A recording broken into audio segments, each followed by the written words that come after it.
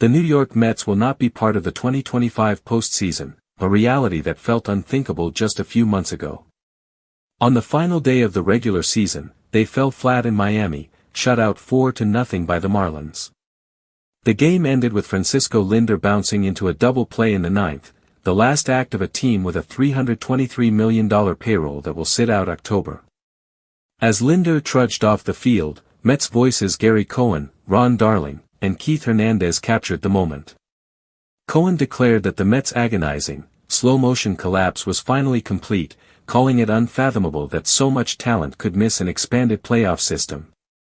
Darling added that players seemed just as stunned as the fans, convinced they could turn it on when needed, only to find they couldn't.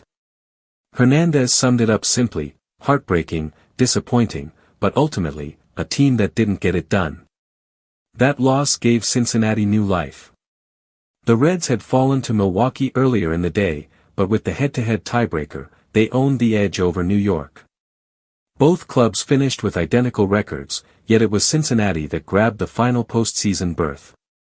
For the Mets, the math is brutal. One win, Saturday or Sunday, would have changed everything. Instead, they watched the door slam shut. What makes the collapse sting most is how high the Mets once climbed. On June 12, they held the best record in baseball at 45-24. From that point forward, they unraveled, stumbling to a 38-55 finish. For 3.5 months, they slipped further and further until the bottom finally gave out in Miami. The off-season spending spree was supposed to prevent this very outcome. The franchise went all in, headlined by Juan Soto's record-shattering 15-year, $765 million contract. They kept Pete Alonso with a lucrative short-term deal and re-upped Sean Manaea. The message was clear: money would buy contention. Soto did his part.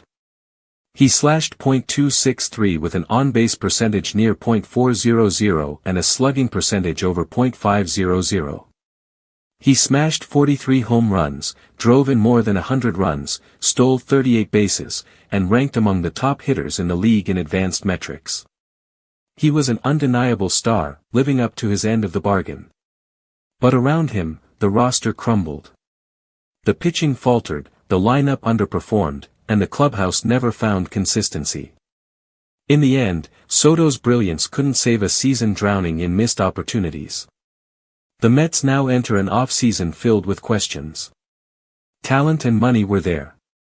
Results were not. A fan base waits, restless once more, as Queens prepares for another long, uncertain winter.